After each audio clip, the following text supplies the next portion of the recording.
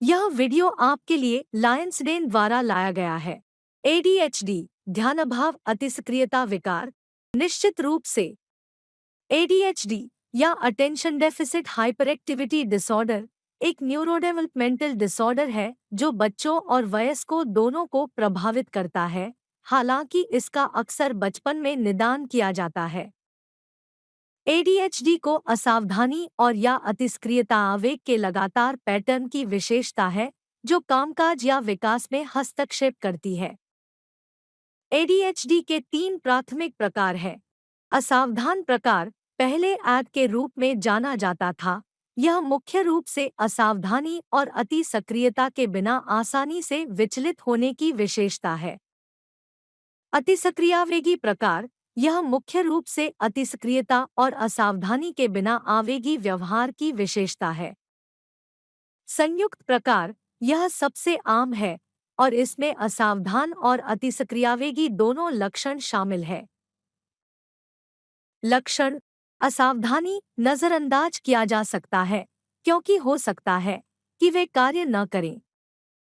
ध्यान बनाए रखने में कठिनाई, दैनिक कार्यों में भूल जाना, आसानी से विचलित होना, कार्यों को व्यवस्थित करने में कठिनाई। जिन कार्यों में निरंतर मानसिक प्रयास की आवश्यकता होती है उनमें शामिल होने से बचता है या अनिच्छुक रहता है। अक्सर कार्यों के लिए आवश्यक चीजें खो देता है। अतिसक्रियता और आवेगशीलता अक्सर लड़खड़ाता है या हाथ या पैर थपथपाता है। चुपचाप खेलने या अवकाश गतिविधियां करने में असमर्थ। बढ़ चढ़कर बातें करता है।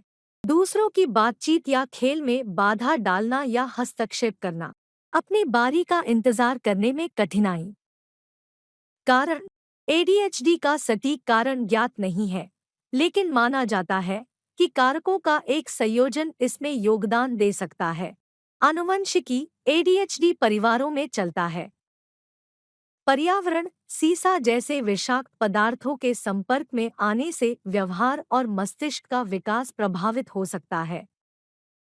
विकासात्मक विकास के महत्वपूर्ण क्षणों के दौरान केंद्रीय तंत्रिका तंत्र से जुड़ी समस्याएं भूमिका निभा सकती हैं।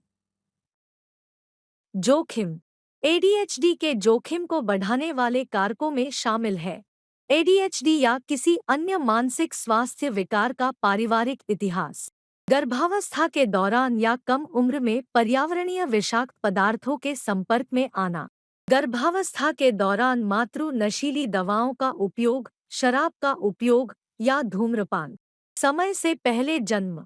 निदान: एडीएचडी के लिए कोई विशिष्ट परीक्षण नहीं है। निदान में बहुत सारी जानकारी एकत्र करना शामिल है, जिसमें शामिल है अन्य स्थितियों का पता लगाने में मदद के लिए चिकित्सा परीक्षण, व्यवहार और पर्यावरण के बारे में जानकारी एकत्र करने और उसका मूल्यांकन करने में सहायता के लिए एडीएचडी रेटिंग स्केल। इलाज: उपचार में अक्सर इनका संयोजन शामिल होता है। दवा उत्तेजक दवाएं सबसे अधिक निर्धारित हैं, हालांकि गैर-उत्तेजक दवाएं भी उपलब्ध हैं। मनोचिकित्सा परामर्श रोगियों और परिवारों को एडीएचडी से जुड़ी चुनौतियों का प्रबंधन करने में मदद कर सकता है। व्यवहारिक हस्तक्षेप विभिन्न सेटिंग्स में व्यवहार को प्रबंधित करने में मदद करने की तकनीकें। शैक्षिक सहायता बच्चों को स्कूल के माहौल में सफल होने में मदद करने के लिए शैक्षिक रणनीतियाँ। जटिलताएं अनुपचारित एडीएचडी विभिन्न जटिलताओं को जन्म दे सकता है, जिनमें शामिल है खराब आत्मसम्मान, मादक द्रव्यों का सेवन, स्कूल या काम में परेशानी, रिश्ते की कठिनाइयाँ, मानसिक स्वास्थ्य विकार जैसे अवसाद या चिंता।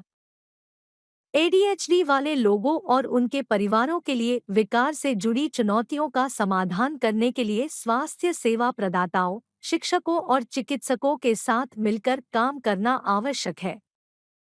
उचित प्रबंधन एडीएचडी वाले व्यक्तियों को उत्पादक और पूर्ण जीवन जीने में मदद कर सकता है।